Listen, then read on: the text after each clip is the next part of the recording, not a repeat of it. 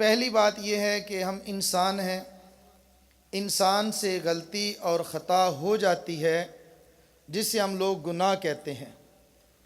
گناہ پر برقرار رہنا شیطان کا کام ہے، اور اپنے گناہوں سے نادم ہو کر توبہ کر لینا مومن کی علامت ہے۔ تو ہمیں چاہیے کہ ہم گزشتہ گناہوں سے توبہ کریں۔ توبہ کی 3 شرطیں ہیں۔ نمبر 1، جو گناہ کر رہے ہیں اس گناہ کو چھوڑ دینا۔ نمبر 2، کیے ہوئے گناہ پر ندامت ہونا، شرمندہ ہونا۔ نمبر 3، آئندہ گناہ نہ کرنے کا پکا ارادہ کرنا۔ نمبر 2، جو عبادات قضا ہو چکی ہوں ان کو ادا کرنے کی کوشش فرمائیں۔ نمازیں، روزے، زکوٰۃ اور حج۔ نماز فرض چھوٹ گئی، توبہ بھی کریں، اے اللہ ہم سے غلطی ہوئی، خطا ہوئی، گناہ کیا، اور نماز کی قضا کی ترتیب بنائیں، قضا نمازوں کی ادائیگی کی ترتیب بنائیں۔ روزے جو رہ گئے، قضا روزوں کی ادا کرنے کی ترتیب بنائیں۔ جتنے سالوں کی زکوٰۃ نہیں دے سکے، حساب لگا کے ان تمام سالوں کی زکوٰۃ ادا کرنے کی ترتیب بنائیں۔ صاحب استطاعت تھے، حج ادا نہیں کر سکے، جتنے حج ادا نہیں کیے اپنے حساب کے مطابق اس کو ادا کرنے کی ترتیب بنائیں۔ نمبر 3، حقوق العباد بجا لائیں۔ والدین کے حقوق، بیوی کے حقوق، بہن بھائی کے حقوق، رشتہ دار کے حقوق، ہمسائے کے حقوق، دوست احباب، ان تمام کسی کا حق ادا کرنا ہو تو وہ حق ادا کرنے کی ضرور ترتیب بنائیں۔ اگر کسی کا مالی حق ہے تو وہ مالی حق مال ادا کرنے کی ترتیب بنائیں۔ حقوق اللہ رب العزت چاہیں تو اپنے فضل سے معاف فرما دیتے ہیں، اور حقوق العباد کا اصول یہ ہے جب تک بندہ بندے کا حق ادا نہ کرے یا صاحب حق اس کو معاف نہ کرے، اللہ رب العزت بھی وہ حق معاف نہیں فرماتے۔ تو حقوق العباد کی ادائیگی کی ترتیب بنائیں۔ نمبر 4، نماز باجماعت مسجد میں پڑھنے کی ترتیب بنائیں، اور نماز کے ساتھ جماعت کے ساتھ پڑھ لیں تو نوافل کی پابندی فرمائیں۔ تہجد، اشراق، چاشت، اوابین، صلاۃ التسبیح، صلاۃ الحاجہ، صلاۃ التوبہ، ان تمام نمازوں کا خیال فرمائیں۔ اور نمبر 5، تلاوت کا اہتمام فرمائیں۔ وہ حضرات جو حافظ ہیں کم از کم 1 پارہ روزانہ تلاوت کریں، اور جو حافظ نہیں ہیں وہ کم از کم 1 پاؤ تلاوت کریں۔ 1 پاؤ نہیں کر سکتے، 1 صفحہ تلاوت کریں۔ 1 صفحہ بھی نہیں کر سکتے، کم از کم 3 آیتیں ضرور تلاوت کریں۔ اصل ہے کہ قرآن کریم کو روزانہ کھولیں، کھول کر پڑھیں، پڑھنے کا اہتمام فرمائیں۔ اذکار جو حضرات بیت ہیں، عمومی ذکر کرنے والے عمومی مریدین کم از کم 1 تسبیح روزانہ لا الہ الا اللہ 100 بار، استغفر اللہ 100 بار، اور درود شریف جو بھی یاد ہو کم از کم مختصر ترین درود شریف صلی اللہ علیہ وسلم 100 مرتبہ، اور خصوصی اذکار اگر اللہ پاک ہمت عطا فرمائیں تو روزانہ اسے 12 تسبیحات کہتے ہیں۔ پہلے 2 تسبیحات لا الہ الا اللہ، لا الہ الا اللہ۔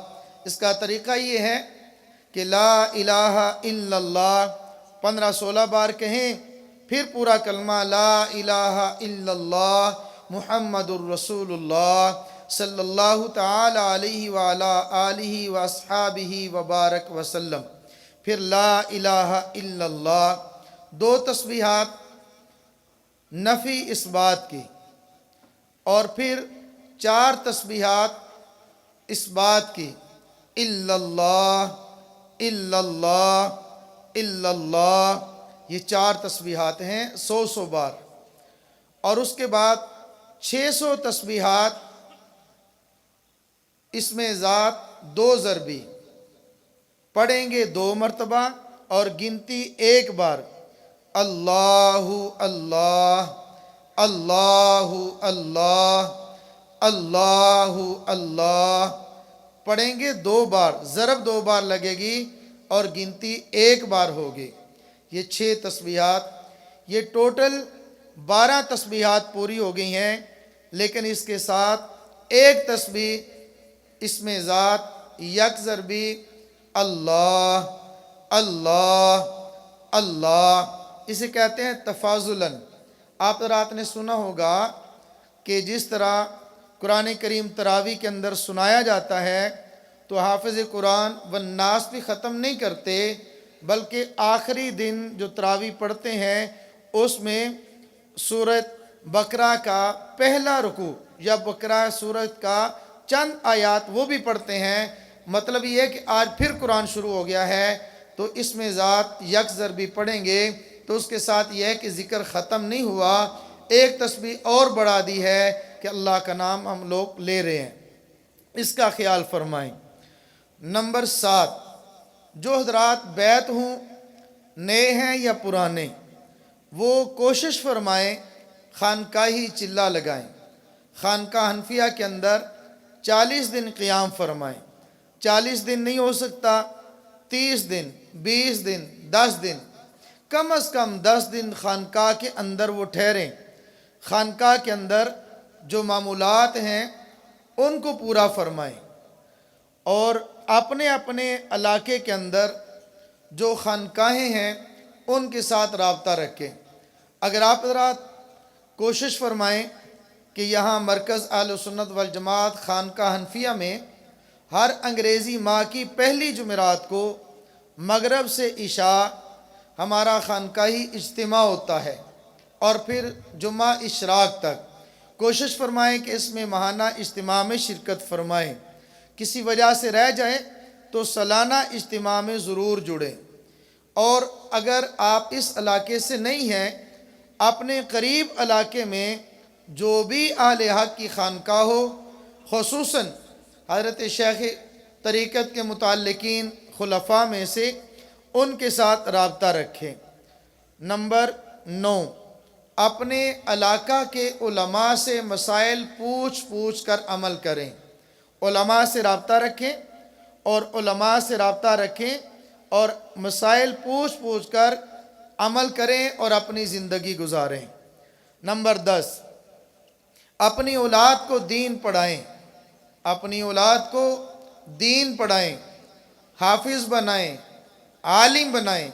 کتنے خوش قسمت وہ لوگ ہیں، آج اس مرکز کے اندر رونق لگی ہوئی ہے، ستاروں کی طرح بلکہ چاند کی طرح آج ان کے چہرے چمک رہے ہیں۔ انشاءاللہ اللہ قیامت کے دن ایسے ہی ان کے چہروں کو چمکا دے۔ خوش نصیب ہیں ان کے والدین جنہوں نے اپنی اولاد کو دین پڑھایا۔ آپ حضرات بھی اپنی اولاد کو دین پڑھائیں، حافظ بنائیں، عالم بنائیں، اور اپنی اولاد کی جس طرح ہم لوگ دنیا کی فکر کرتے ہیں، اس سے زیادہ اپنی اولاد کی آخرت کی فکر فرمائیں۔ نمبر 11، دوسروں کی بجائے، دوسروں پر تنقید کرنے کی بجائے اپنے احوال کی اصلاح فرمائیں۔ ہم لوگ دوسروں پر تنقید کرتے ہیں، فلاں ایسا ہے، اب 1 انگلی کا اشارہ اس کی طرف ہے تو 4 کا اشارہ میری اپنی طرف ہے۔ میں دوسروں پر تنقید نہ کروں بلکہ اپنے احوال کی اصلاح کی کوشش کروں۔ نمبر 13، ہماری خانقاہ حنفیہ اور مرکز اہل سنت والجماعت اور ہمارے ساتھ جڑے ہوئے جتنی بھی خانقاہیں خانقاہ حنفیہ کے تحت کام کر رہے ہیں، ہماری خانقاہ کا ایک مزاج ہے، ہم نہ تو سیاسی ہیں اور نہ ہی عسکری ہیں، غیر سیاسی غیر عسکری ہم لوگ خالصتاً تعلیمی اور علمی کام کر رہے ہیں، یہ ہماری خانقاہ کا مزاج ہے۔ آپ بھی اپنے آپ کو اس کے مطابق ڈالنے کی کوشش فرمائیں۔ نمبر 14، صلہ رحمی کا خیال فرمائیں۔ رشتے ناطے جوڑنے والے بنیں، رشتے ناطے توڑنے والے نہ بنیں۔ کسی کا مقدر ہے تو مقدر پر لڑائی نہ لڑیں بلکہ برداشت کریں، یہ سمجھ لیں یہ میرے مقدر میں نہیں تھا، ہمارے خاندان کے مقدر میں نہیں تھا۔ میں ایک بات عرض کرتا ہوں اس کو صرف سمجھانے کے لیے، عموماً ہماری لڑائیاں ہمارے رشتوں پر ہوتی ہیں، ہمارے بھائی بہنیں چچا خالہ ماموں چھوٹ جاتے ہیں صرف رشتے کی بنیاد پر۔ مثلاً میں ایک مثال دیتا ہوں، ہمارے بھائی کا بیٹا ہے، میری بیٹی ہے، میں کہتا ہوں کہ بھائی صاحب میرا ارادہ ہے کہ میں اپنی بیٹی کا رشتہ آپ کے بیٹے کے ساتھ کر دوں۔ اب وہ فرماتے ہیں بات تو آپ کی ٹھیک ہے، ہم مشورہ کر کے بتائیں گے۔ گھر میں مشورہ کرتے ہیں تو ہماری بھابھی کہتی ہے آج انہوں نے کہا میں نے تو پہلے اپنے بھائی سے بات کر لی تھی یا اپنی بہن سے بات کر لی تھی، اب وہ دوسرے دن کہتے ہیں کہ بھائی خبیب ہم نے اپنے بیٹے کا رشتہ کر لیا ہے، آپ کہیں اور سوچ لیں۔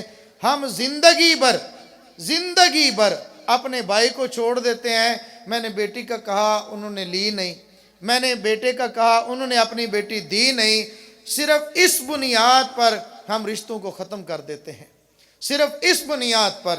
بھئی کسی کی ایک بیٹی ہے اور اس کو طلب کرنے والے، رشتہ بھیجنے والے، پیغام نکاح بھیجنے والے 10 رشتہ دار آ جاتے ہیں تو آپ بتلائیں وہ کس کو دے گا؟ کسی ایک کو دے گا نا۔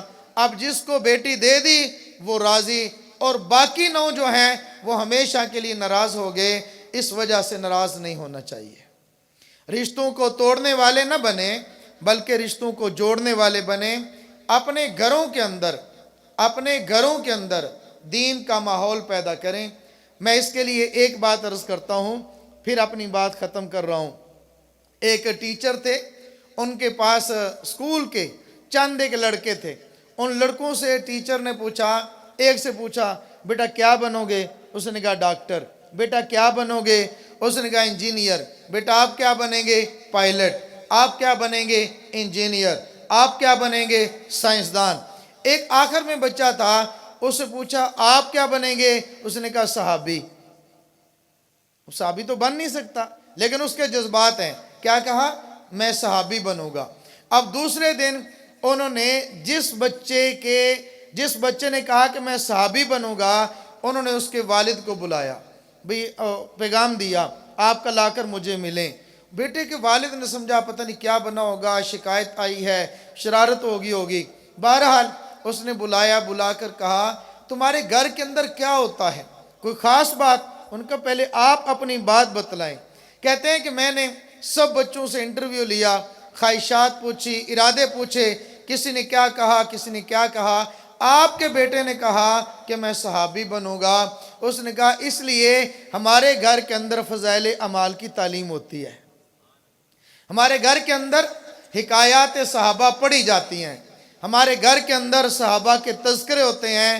ہمارے گھروں میں صحابہ کے تذکرے ہوں گے، ہمارے بچے بھی صحابہ بننے کی کوشش کریں گے، یعنی صحابہ جیسا بننے کی کوشش کریں گے۔ ہمارے گھر میں اولیاء کے تذکرے ہوں گے، علماء کے تذکرے ہوں گے، تو انشاءاللہ ہماری اولاد بھی عالم دین بننے کا ارادہ فرمائیں گے۔ اس لیے اپنے اپنے گھروں میں علماء کے ساتھ علماء کے تذکرے کریں، اولیاء کے تذکرے کریں، اچھے لفظوں کے ساتھ ان کا ذکر مبارک کریں۔ میری آپ حضرات سے یہ آخری گزارش ہے، کوشش کر لیں گے نا انشاءاللہ۔ تمام حضرات جو میں نے آپ حضرات کی خدمت میں باتیں کی ہیں اس کا تمام حضرات خیال فرمائیں۔